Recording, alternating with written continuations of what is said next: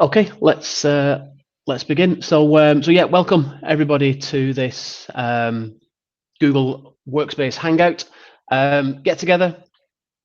We are streaming live on LinkedIn, and for those that are in the community, they've had the opportunity to join in person and throw questions at Paul. I've not basically told you about that, but you're going to get bombarded by all kinds of awkward questions after you've finished.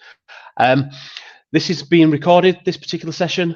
So again, we will upload the contents to the YouTube channel. So if you've not had an opportunity to join live, you'll be able to watch it in the stream.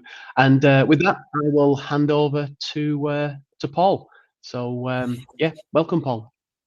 Sure, thank you, Paul.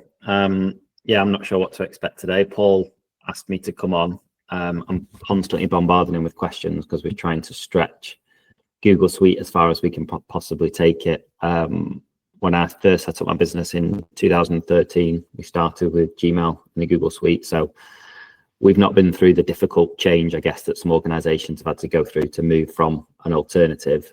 We've just looked at how we can go deeper and deeper within our platform of choice from day one.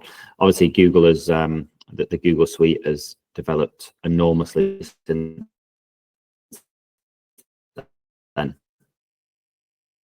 And it is doing on a daily basis. So even up to about 2 hours before this meeting, I was asking Paul lots of questions within Google Chat about other things that we're now looking at.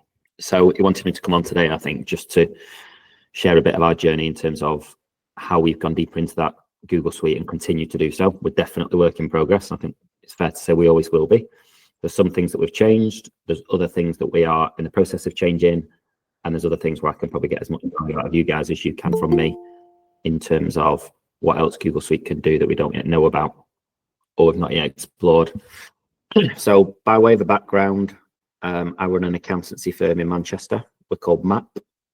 We were set up in 2013, and we've basically developed quite early into a niche offering for digital agencies. So we found that, like many businesses, a handful of our first few clients were digital creative businesses, and because we wanted to work on the cloud and provide an outsourced finance function through the cloud, agencies we found were really sort of gelling with us and understood our value proposition quite easily. It happens that most agencies use one accounting software, which is Xero from New Zealand. So we basically become experts on outsourced finance function for agencies using Xero. So quite niche, but obviously there's lots of them. We've built up to about 35 people now. So we have about 28 in the office in Manchester, which is on your screen. About a third of those are apprentices. So more than a third, about 15 are apprentices now. We take on 2 or 3 more apprentices every year, and that's been really crucial to what we've achieved so far. We have another 5 people in the Philippines, offshore in the Philippines. And then we have 3 elsewhere remote in the UK. So very much a hybrid workforce, I think it's fair to say, and very much a young team, which also plays to their, innovative, using the cloud. So we've got a young team of people who are open-eyed to innovation, and then we've got a client base that are as well. So we're not having to pull our team or our clients kicking and screaming into 21st century. We've got very much a forward-thinking workforce and client base, so we can be quite progressive with how we change, I think. So,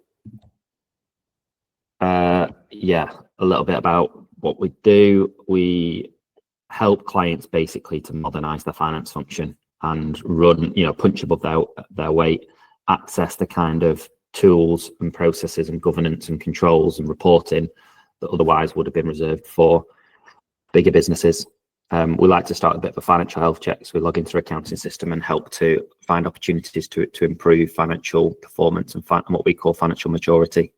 And we built this methodology, which is on screen now, to basically show how we take digital agencies through what we call the finance maturity curve and instill a robust finance function. So that's a little bit about us in terms of our progress into the Google Suite. And I think this is why Paul wanted me to speak, because I explained some of the moves that we've made. Down the left-hand side there is a number of the platforms that we were using, and down the right is the platforms that the application that we've moved to.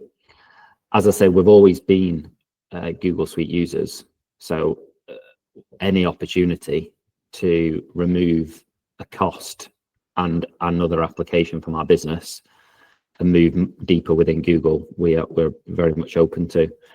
So we were using a number of form applications, Typeform and Gravity Forms, paying a few £100 a year for them. We've now saved that money and saved that subscription and moved over to Google Forms, which is developing all the time.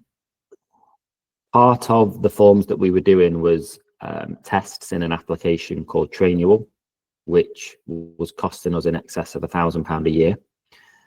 We've moved away from Trainual and moved all of our tests into Google Forms. So they were basically like certifications in our own business.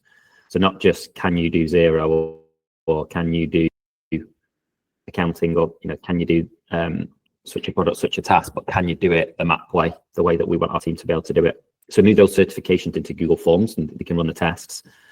But then we were missing some of the features that came with Trainual in terms of oversight, where everybody's up to with their tests, who needs to do what and when. So we're now exploring Google Classroom. So if anyone's got experience on that, I would love a chat, because we're very much in the exploratory stage of Google Classrooms. But again, it was one of our team members that actually brought that to me, which is great, I think, and testament to how innovative our team are. But yeah, Trainual was costing over £1,000 a year. We've now cancelled that. We were using Otter for meeting transcriptions, which meant obviously opening another app. It meant things popping up everywhere in Google Meet, and our guests could see that on the other side, and we could see. Now we use Gemini Transcribe, and it's automatic. So every Google Meet that our team go into, Gemini is automatically transcribing it, automatically putting it into Google Drive, which is where we live, and if needed, sharing it with the relevant people. We also then, or I certainly do, go into those Google Docs that have been created by Gemini, and I will ask within the Google Doc certain questions. So how should I now follow up to this client with this client? What insights did I share in this meeting that I could now post across social media based on the conversation that you can see that we've had? So I'm actually going to within the Google Doc now to use Gemini, as opposed to going over to ChatGPT or going over to Gemini separately, and going within the doc that the transcription's been made and asking it provoking questions to really squeeze everything I can out of the meeting that I've just had. So that's fantastic. I think the transcription applications are just coming on enormously now. I really summarised the meeting well. We used to use Loom for screen recordings extensively. We've now moved that to Google Vids. So that's made us a saving. Wrote that down here. So I think we were paying a few £100 a year for Loom. That's now gone. ChatGPT we don't use anymore, because Gemini, the advanced version, has come on so much. We use that, which means that we can then easily insert documents and things that we want it to look at from within Google Drive, which is where all of our files are stored, and also started creating our own custom bots, or gems as they're called in Gemini. So we have what I call the map bot, which is basically feeding it everything I think it needs to know about us as a business, as well as instructions on prompts. So for example, if I have a prospect meeting now, I've told the gem, the map bot, if I say a prospect's name in square brackets, I'd like you to tell me everything you know about that prospect online that you think would be useful for this meeting. And it gives me a nice summary ahead of meeting that prospect. So we're exploring the bot more and more and using that for our team to be able to have a knowledge base of everything in our business. We no longer use EchoSign. So that was, again, a couple of £100 a year. Now that Google Docs has brought e-signatures in, we use that to create any documents and get them signed. We've moved away from Zoom to Google Meet. So Paul did a really good session with me on opening up a lot of the features that in hindsight were dead easy when you know where they are, but I didn't know where to find them. to like make Google Meet run more like a webinar, a bit like Paul's doing today, I guess.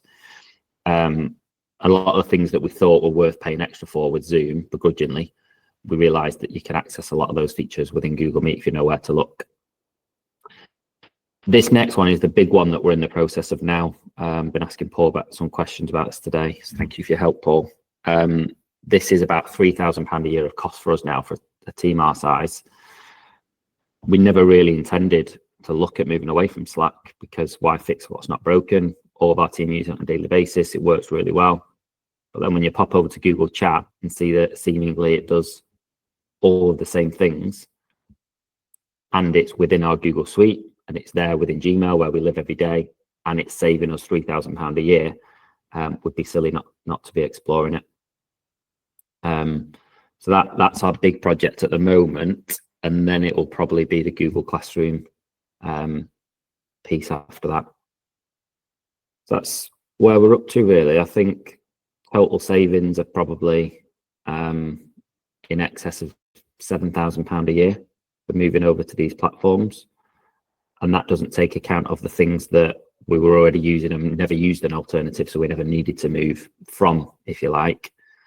Despite being accountants and all the jokes that you probably already want to make, cost savings is not our number one priority. It's efficiency and effectiveness, and never having to leave the Google Suite for a lot of these things and having it all connected is fantastic. No doubt Google will increase their subscription price at some point because they're pouring more and more things within it. But we're just always looking at that drop down at the top to see what else has Google got on offer, because inevitably, in the majority of times, it's something that we're already doing in our business and paying another party a lot of money to do. So yeah, that's where we're at. Open to any questions and discussions. Okay. Thanks, Paul. Just a quick one from from me. Which was the most difficult transition? You mentioned that you're in the process of doing Slack. I think the wider community will have options and opinions on how to do migrations from Slack to chat. I know the API, as I mentioned before today, the API is pretty new, as of probably the last 18 months, maybe even fewer. So the tools that are available are, the migration tools that are available are only just starting to add migration for chat in there. But what was the most challenging thing to move from? And I imagine it's more to do with educating the team to stop using ChatGPT above Gemini or Loom. I think would be a particularly difficult one. From what I understand, Loom offers, it's very easy. Just go in, click a button, and then it starts recording your screen. So which one did you find the most challenging? Yeah, I think with Slack, it's going to be interesting. It looked fairly easy. Like, you set up the same users who are already in Google anyway. They're already in Google Chat. You set up the same channels. It's probably an hour work to set up the channels that we've currently got and invite the right people in. The challenging one with Slack is the archive, which has some value. We're not sure how much value, but inevitably people will at some point want to look back at something. So that's why we're interested in the migration tools, in terms of being able to bring the archive of information, conversations and files over. So I'm open to anyone's advice on that. Loom to Google Vids. You say Google Vids is fairly new, a little bit clunky, the way that you have that timeline and you add videos to it. Not quite as seamless as Loom, but pretty much a no-brainer, because once you've got used to that change, the recipient of any video would not know whether they're watching Loom or Google Vids. So it's just getting used to creating your vids in something else. So that wasn't a big issue. The forms into Google Forms was a big task, and we're obviously fortunate to have administrative staff in our firm, so they were able to, bless them, spend a lot of time copying and pasting information from forms in Typeform and Gravity Form into Google Forms. So in hindsight, we probably should have reached out and done a bit more research in terms of whether there are any conversion tools, migration tools to get that information into Google Forms. So easy for me to say it wasn't a big problem, but when our business have spent time moving that data over. But again, there's probably better ways. I just didn't know about them. And the Loom things that you mentioned, are you using that for internal training videos as well as showing ad hoc how-tos? And have you explored the difference between Google Vids from I can record a screen and share the video versus the presentation type video that's in chat, so you can just chat with somebody and just say, actually, I'll just share a voice note, or I'll just share a quick video with you to show you, and then that then just goes to them as an individual, as opposed to logging into Google Vids and creating content. I've seen that's in chat, and like you say, great, because it's just seamless. It's there. You don't hop over anywhere else. You just do it within the chat.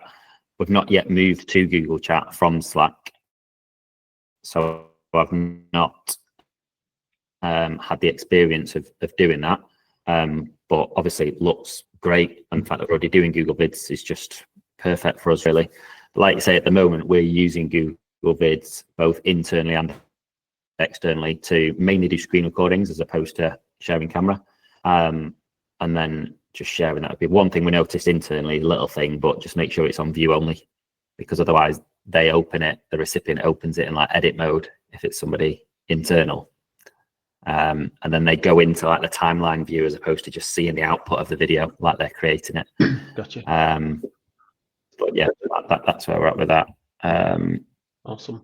Well, I'm just going to open this up to the rest of the community, but from a LinkedIn perspective, we're going to stop the broadcast to LinkedIn. If you're watching on LinkedIn, please have a look at the links below this particular session. There are details on how you can join our community, and you'll be able to continue the conversation within the community. So from this point onwards, we're going to be in the community only. So I'm just going to stop the recording and say farewell to those on LinkedIn.